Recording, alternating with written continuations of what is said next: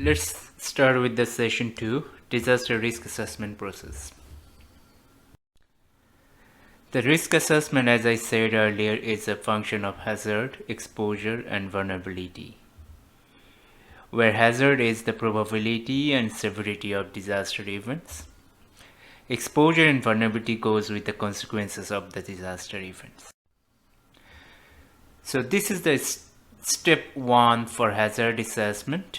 So in risk assessment, the first step is that we have to identify the hazard. The basic step in risk assessment, it helps to identify the threats and understand their nature and behavior. So hazard assessment comprises of two key elements, hazard characterization and frequency analysis.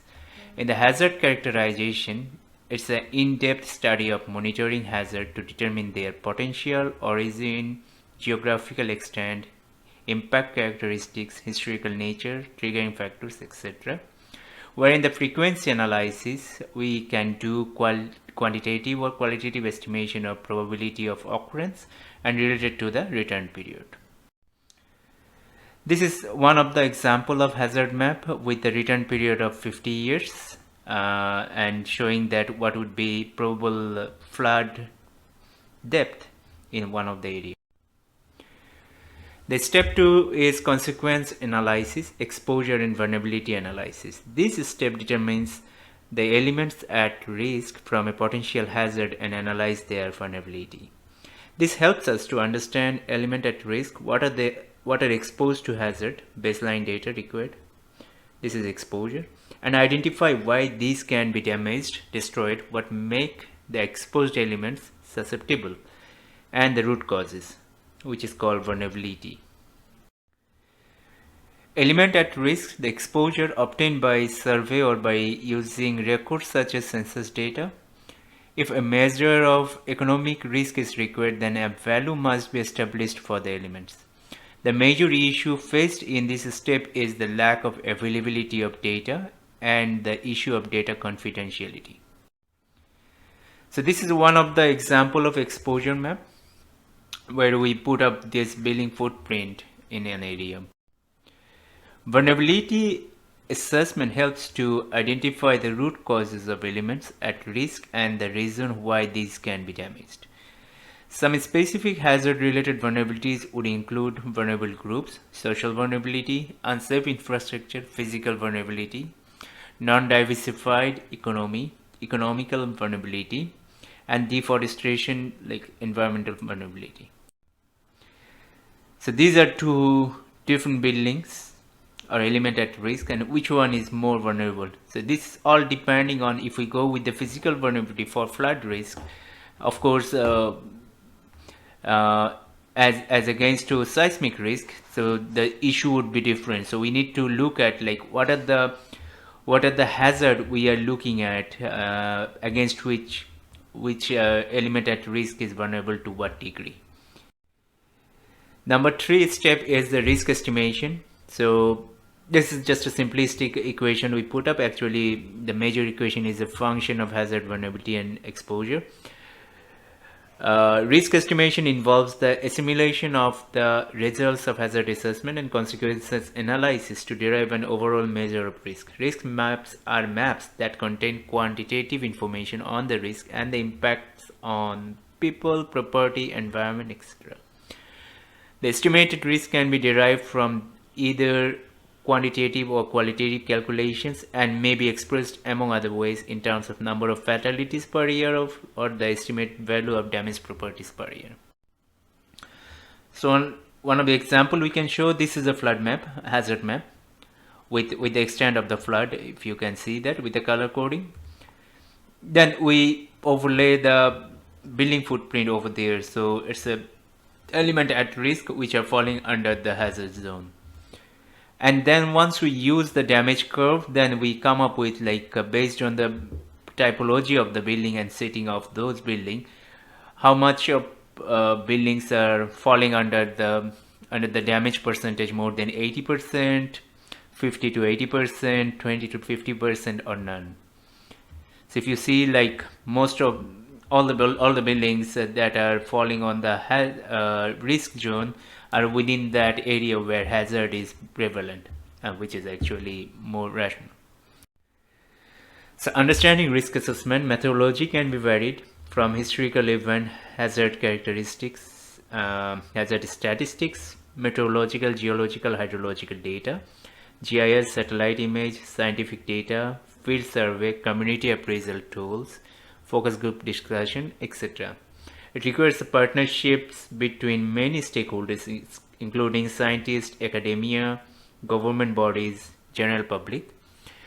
Baseline data are important but might not be available or complete, such as demographic data, sectoral data, land use, map, etc. Assessment can be carried out at the national level, sub-national level, provincial level, municipal level, even infrastructure level. It can focus on present conditions or can extend into the future to take into account environmental changes. As a result, both actual and potential hazard can be identified.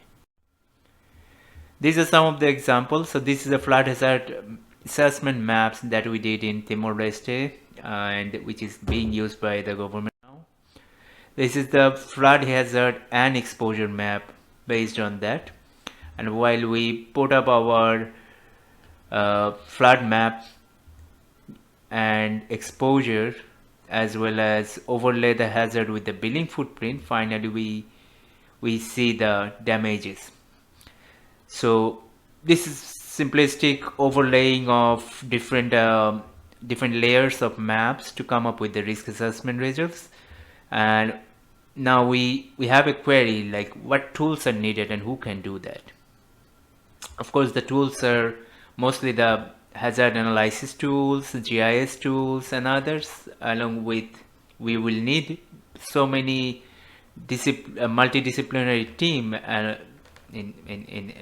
including engineers, hydrologists, and socioeconomic analysts, and so on, to come up with all this hazard analysis, hazard vulnerability, and risk assessment.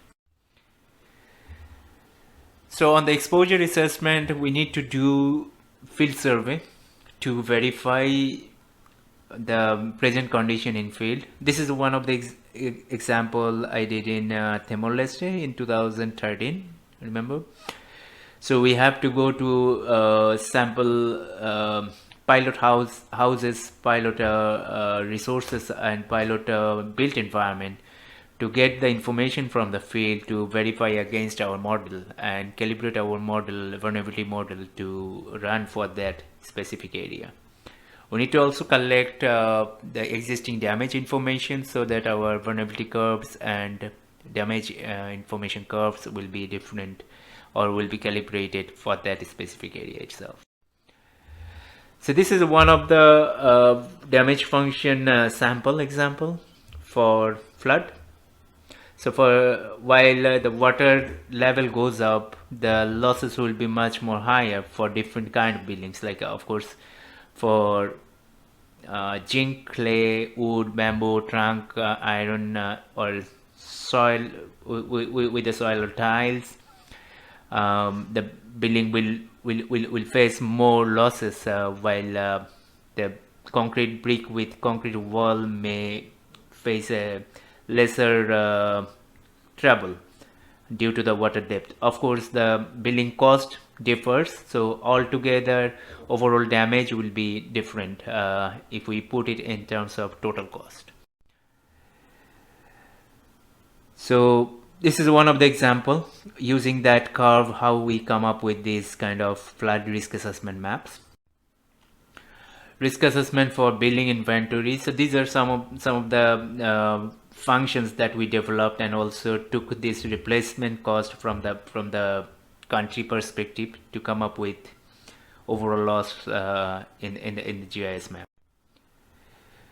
This is another one, flood risk map for housing sector for 100-year return period of flood. So this kind of thing will provide baseline for the decision makers, like what kind of decision they should take for different kind of infrastructure development in future. To summarize, disaster risk assessment utilizes a lot of data, scientific approaches, engineering principles, and GIS techniques. It requires specialists from various fields such as meteorology, hydrology, seismology, urban planning, civil, structural engineering, GIS, remote sensing, and statistics. It's the foundation for other risk reduction activities. Can be done at all geographical scale, regional, national, subnational, city, and community level. It's not a one-time study. It must be reviewed and revised in the future.